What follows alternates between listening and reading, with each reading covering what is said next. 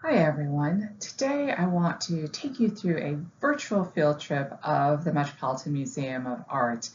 And one of the things that I really love about living in New York City is that we have access to some of the most amazing artwork in the world. And a couple of years ago, I actually was traveling and I was in London and I was at the Victoria and Albert Museum.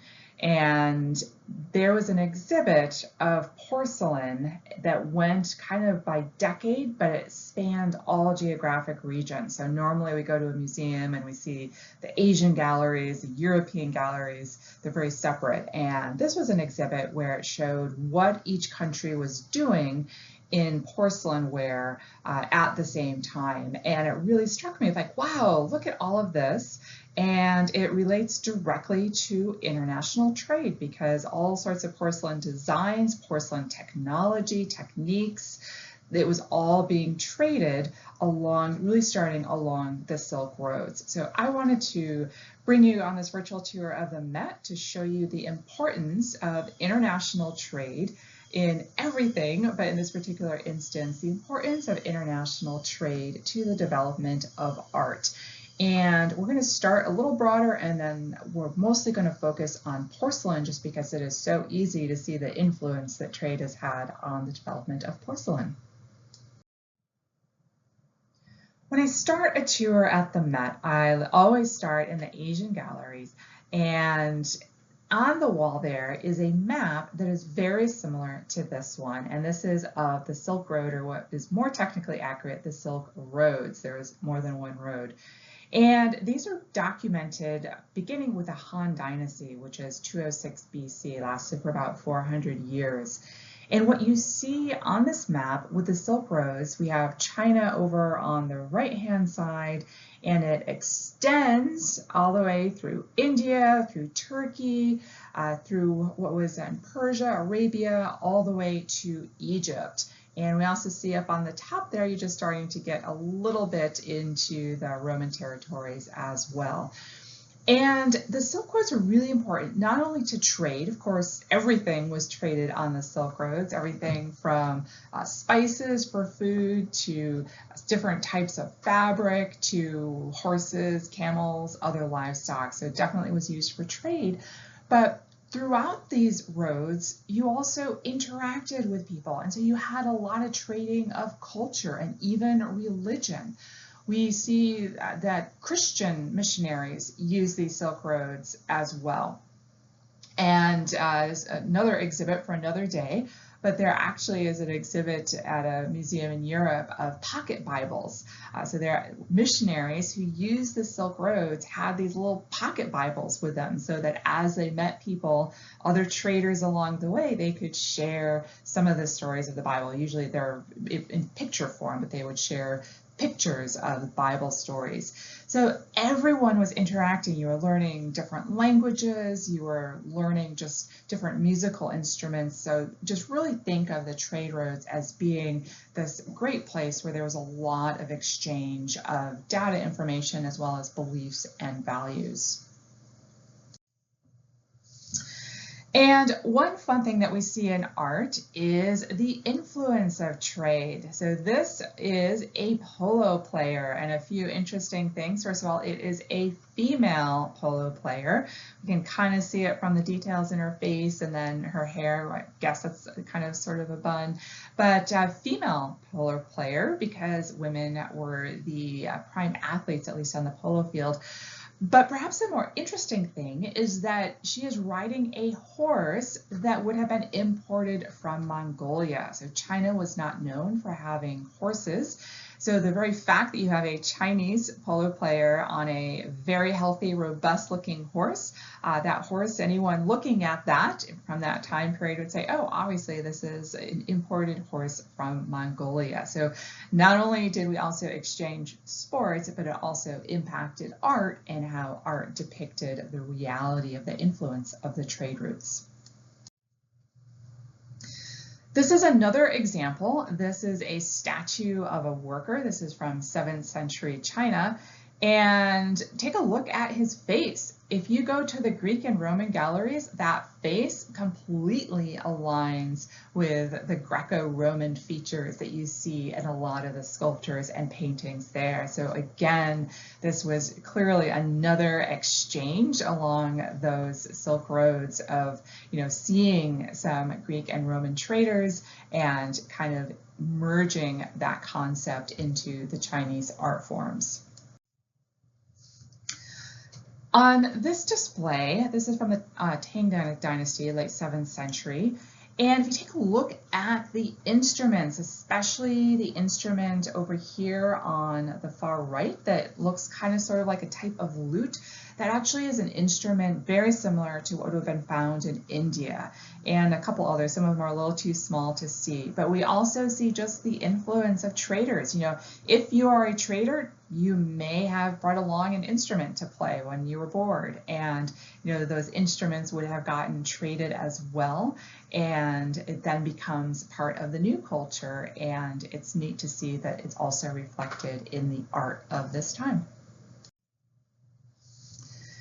When I showed you the map, I indicated that the Silk Roads also went through Persia. And this is an example. Again, this is still Chinese art. This one is from the Ming Dynasty. But this looks very Persian, and it's a bodhisattva, so definitely from the Buddhist religion, also would have been part of that trading of religious values and practices. And again, if I asked you, where is this from? What country of origin does this have? You probably would not have guessed China. You probably would have guessed, hopefully would have guessed another Asian country. So again, just an illustration of how trade has really influenced every aspect of art. We also see art in some fun formats over the years, and this actually is a passport. So interesting to note that the system of tracking the travel of citizens dates way before the US ever became a country. And this is an example from about 1269, and Mongolia was one of the first countries to really have a systemic passport system.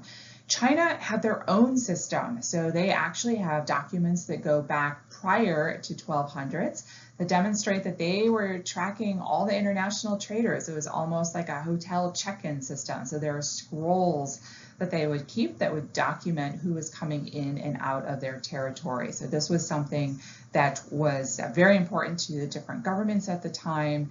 And again, it's just neat to see that we now consider it artwork.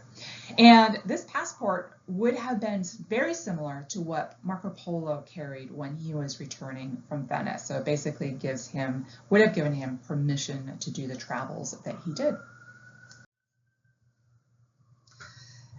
Art also reflects the reality of trade, and I apologize, this isn't a great picture, but it's the best one that I could find. This was on exhibit the last trip we took to the Met, and I could not find the online picture of it. But what this picture shows is a prosperous city. And first and foremost, if you look on the right-hand side, the section, of course, that got cut off, that is the ocean. So we see that the prosperous city is on an ocean because it is a port, and you see the comings and goings of all sorts of ships. The other thing that you can kind of sort of almost see in the very top right-hand corner is one of those ships. So very European looking ships with the big sails. I always think that they look like pirate boats today, but the very European large boats that would have been sailing around in the 1500s, those are all on kind of this outer edge that you can't really see. So again, just highlights that the prosperous city relied on trade, and at that time, it was a lot of trade between China and Europe. So now we're going to dive into specifically how trade has impacted the growth and development of porcelain.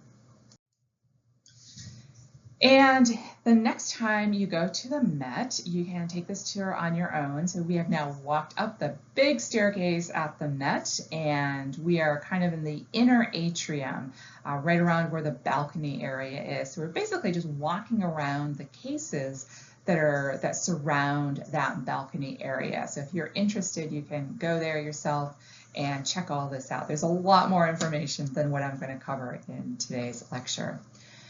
The first thing to know is that China, as we conceive it as porcelain, we typically think that it's white, some shade of white, right? And originally it was made from more durable clay, so it tended to be black or brown. So some of the earliest examples that we have are much darker. And it also represents already the diversity of trade because we see it's just the different shapes.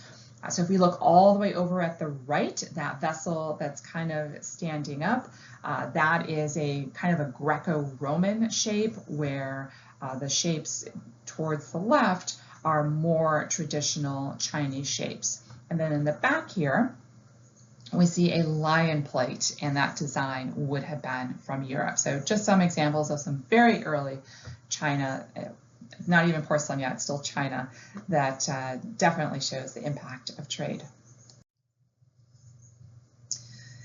China quickly became the key maker of porcelain and really started to make money off of this by exporting their porcelain everywhere. And Chinese exports were typically called Nanking cargo. And the interesting thing is they weren't actually manufactured in Nanking. It was just kind of a term that European traders put on it. And again, they started with some more durable brown and tan china that didn't break as easily. Remember that you were still shipping things by boat and you still had to account for damages. So you're trying to pack things well, but the more durable clay meant that you didn't have as high of a loss. So the Chinese soon realized that there was great demand in Europe for pure white china. And the Chinese were the very first to be able to develop pure white china because they were the first to discover the kaolin deposits. And kaolin is a type of clay, it's a white clay that allows you to make this pure white china. So they discovered that, hey, we're on to something. We can make white china, no one else can, so we are going to exploit this. And this is a great example because you see that they're basically copying Mediterranean art. Again, this is something that you would have seen in Greece or Rome, the general shape, the handles. If you go through the Greek and Roman galleries, you'll see lots of this, except you probably won't see dragon heads at the top of the handles, which definitely is the Chinese addition. So really beginning in the 9th century is when China realized that they could produce this white porcelain, and this bowl, it seems such a simple bowl, but in the 9th century, so this was about 800s, it actually was the most technically advanced ceramic in the world. And if you look at it, this is a horrible picture, but if you're at the Met and you take a look at it, it looks like a pearl. It has that same kind of luster and the light kind of bounces off. It almost looks a little translucent. So it really is beautiful, much prettier than this picture indicates. But just think that the entire industry of porcelain in export wear in China began in 800s with this one bowl. I first really got interested in porcelain when I was working in Amsterdam, and of course in the Netherlands you see a ton of blue and white china, and I love blue and white china, so I just automatically associate blue and white porcelain as being very European, if not being very, very Dutch, right? Extremely Dutch. And the reality is the Dutch and everyone else stole it from the Chinese, and we'll get into that in a little more detail. But the very first kind of tradition that we see of using the blue is in the 1400s. So the Chinese were using their white porcelain that they figured out how to make, and then they were importing cobalt from Iran. So this is a way, again, trade facilitated them getting the raw material, cobalt, that they needed to create this blue and white porcelain. And if you take a look, a little hard to see the dish on the right that has the carp, looks like a goldfish in the middle there. If you look at it closely, or if you go to the Met and take a look at it, you can actually see that it's pretty uneven shading on the plate. And that indicates just a lack of expertise. So this is clear, this is a really early example of some of that use of cobalt, where the artists are still getting used to how to apply it in a way that when they fire the plate, that it's actually going to come out and look okay. I mentioned earlier that with the trade routes, the Silk Roads, we saw just this merging of a lot of cultures, traditions, religions. And specific to religion, we see the merging of a lot of religious traditions being introduced into art. And this vase is a great example. It is a peony vase. And if you look at the center of the vase, that is a very traditional peony type scroll.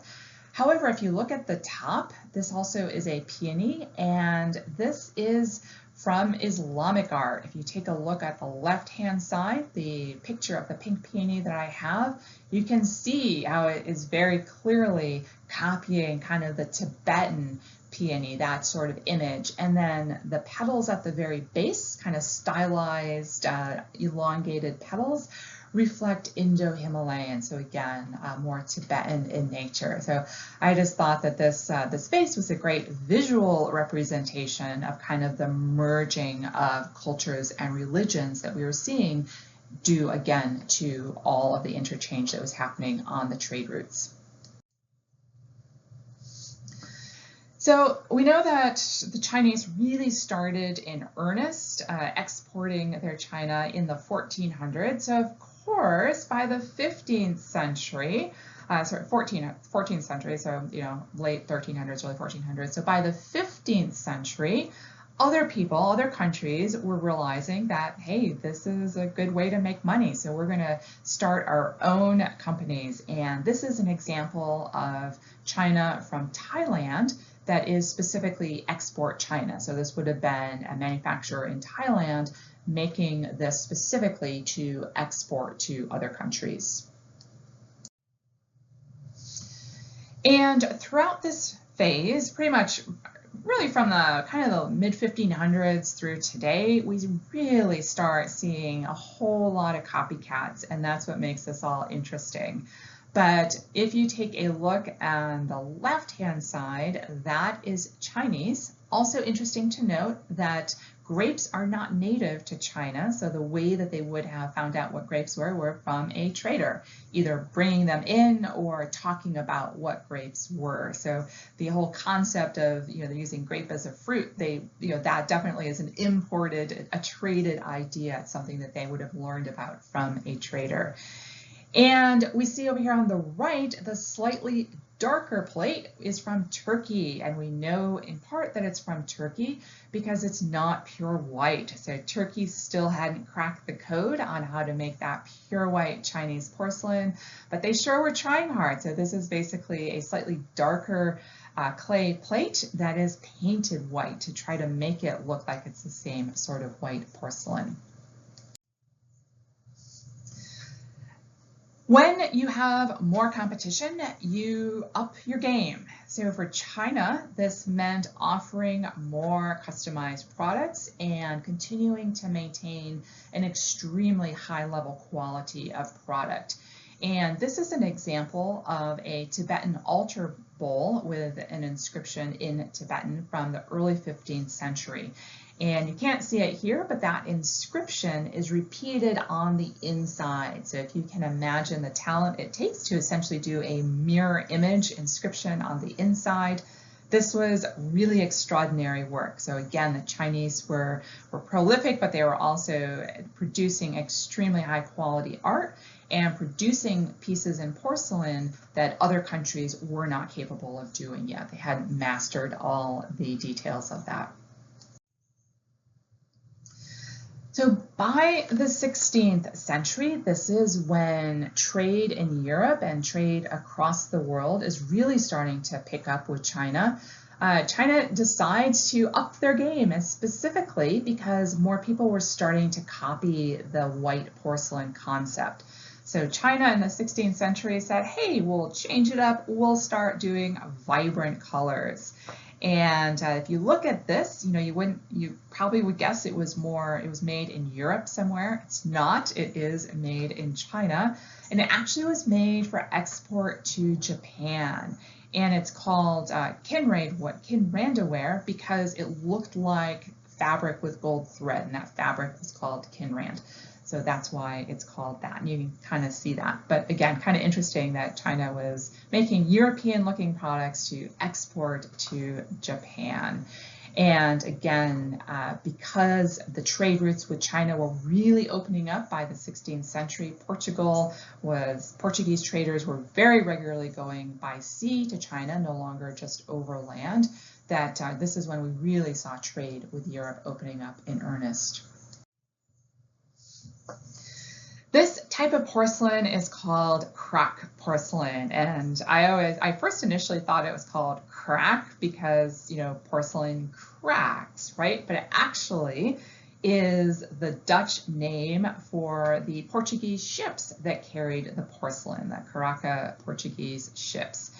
And if you take a look at this, the ways that you can tell what crack porcelain is, first of all, it's almost always blue and white, so we're kind of starting our trend there with Dutch porcelain being blue and white. This was exported to the Dutch market. So this was blue and white, but also the alternating panels of art. And you can see here we're kind of alternating the image of a thistle with some different images of fruit. So the outside rim with this kind of paneled art is very characteristic of this export crack porcelain.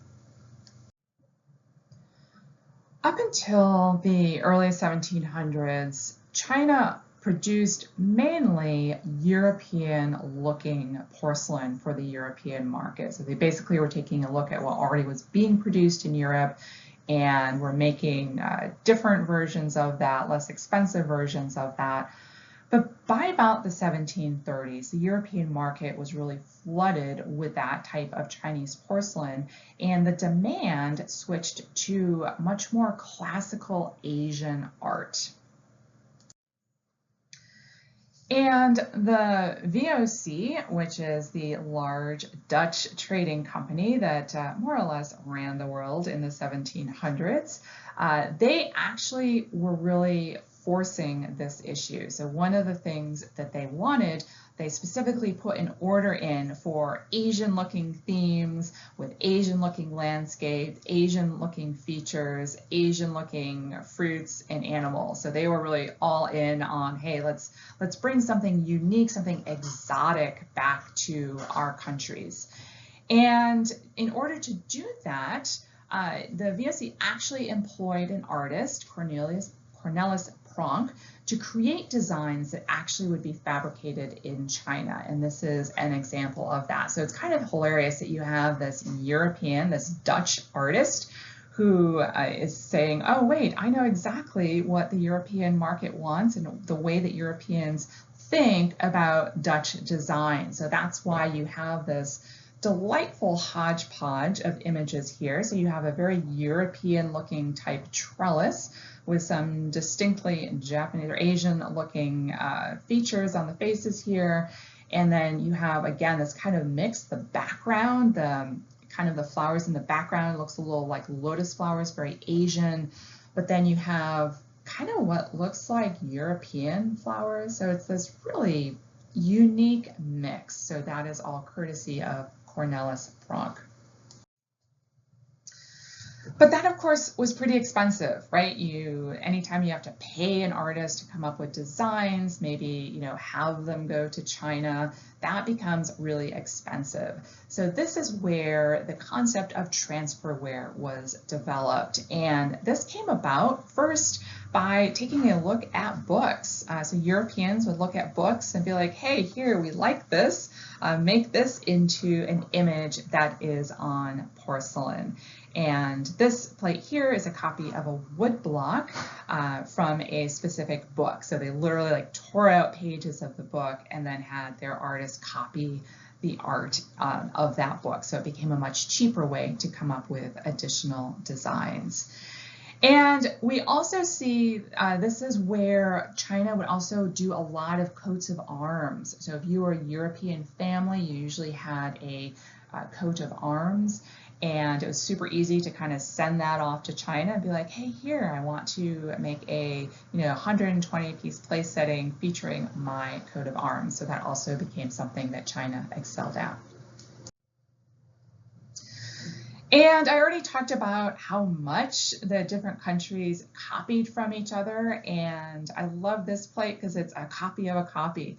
So this is a Chinese plate, and this is actually copied from Japanese themes. So we might look at it and say, well, we know it's Asian, but the colors, the use of the dragon actually comes from Japan. So here is China copying Japanese themes again to ship to Europe. It's all part of them being good business people and saying, hey, what is considered exotic? Can we come up with new exotic designs? Sure, we'll just steal it from another Asian country and we'll put it on some porcelain. And I just had to share this picture because this is how far the exports went. So these are some Old Testament figures. Moses is in there with the 10 Commandments, kneeling down, David with his harp. And I just think that this is fabulous, that you actually would have commissioned, somebody in Europe would have commissioned a Chinese manufacturer to make all of these Christian figurines, Jewish and Christian figurines. And I can just imagine in the factory, they're like, what are we making? We have no idea. That's not our religion. We don't know what these things are. So just again, fun to see that even in the 1700s, it was still cheaper to kind of outsource these to China than look at developing the capacity within the existing factories in Europe. So by the 18th century, this would have been the late 18th, so late 1700s, early 1800s, we start to see a decrease with China. And this was due in large part to England and other European governments saying, hey, you know what? We have our own porcelain companies. Like, we need to up the ante. We need to do better and really drive buyers to our companies. And this is where you really start seeing investments by government in all of these companies. So some were flat out state run, other were private porcelain making companies that received some additional funding from the governments. And there's actually a book that just came out. It is called Porcelain. So if you Google that, but it talks all about the rise of the European-based porcelain companies, and the history of the book starts in the 1750s. So that's really where we see the trade shift from going from pretty much being dominated by China, with Europe kind of sort of doing a little bit, to really starting to be more dominated by Europe. And by 1779, China raised the duties on all of their imports and exports by 50%, which again increased prices, and primary reason for going to China by this time would have been for a lower price. So if that no longer is a driver, that eliminates a primary reason for buying from China. But good news, in 1784, the Empress of China, a ship that left from the United States, from New York City, landed in Canton, China. And Canton is now Guangzhou. It still is a port city. And this opened up an entirely new market. So it was great that it happened just as Europe was starting to decline in their use of the Chinese porcelain market, that now China had a brand new marketplace. And by 1784, everyone needed China in the US. So it was a great deal for them. And just so that we're aware of how difficult this was, this is the actual route that the Empress of China actually took. So again, I love that it all starts and ends in New York City, of course, but it would have departed from New York City and then, goes all the way around the continent of Africa before swinging back up and landing in Canton, China, and then repeating that whole route to get back home. So this was definitely a long and difficult journey. So shortly after that ship made its first journey to China, George Washington decided, hey, maybe we need some fancy china at the White House, and honestly really started the tradition of White House china. And this china set, the very first china set used by George Washington in the White House, came from China, and it dates there, they can't determine exactly when, but somewhere between 1784, which would have been the year that the first ship went to China, to 1786. So it definitely was in one of those very early trips to China. And the great thing about this is, George Washington, a bunch of other guys, they were well-traveled. Thomas Jefferson, he loved to go shopping in Paris. He was a total shopaholic. So they were very accustomed to the ornate china and porcelain sets that you would find in Europe. And George Washington said, enough of that. We're the United States. We want something that is good and majestically plain. So if you were wondering about kind of the odd design of this presidential china, it's because George himself wanted it to be majestically plain. So this is how the Chinese interpreted that, and this was the first White House china. And of course, Thomas Jefferson, the shopaholic, had to get in on the game. And this is an example. So this is china from Jefferson's collection that is still at Mount Vernon.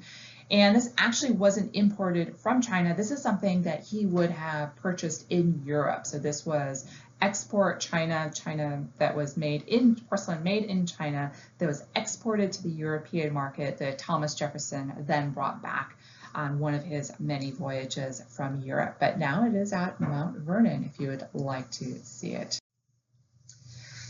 And by this point, late 1700s, trade of porcelain is everywhere, and definitely led to some interesting mixing of styles. This is one of my favorites. This is back at the Met in those cases along the balcony. And this is a great example of a very European man dressed in European finery, sitting on top of a very Chinese lion, because why not, right? So definitely see a mixing of styles.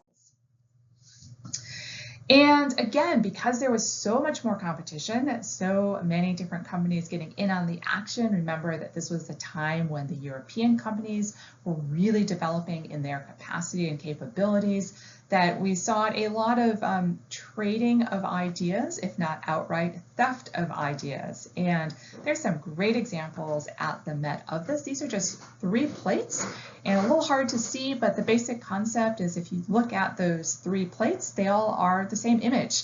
It is from a story, and it's the same 2 people from this story.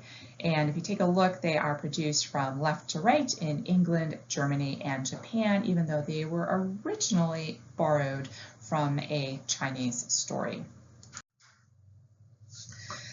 And then to really kind of draw the end of the Chinese era to a close, by the mid-1800s, again, the European governments were investing in really building their capabilities. And this is an example, again, of just kind of the sharing. If you go back to the slide where I talked about the crack chinaware, these are all examples of knockoff copies of crock, right? Because they all kind of have the very similar borders of the alternating plates along the border.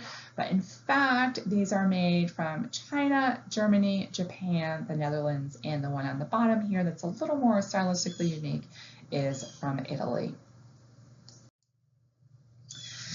And that brings us all the way back to the United States. And starting with China and their ability to produce this pure white, highly sought after porcelain, it all began with them discovering these kaolin mines. And in the US, those mines were discovered in the late 1700s in New York, New Jersey, Pennsylvania, Delaware, and Georgia.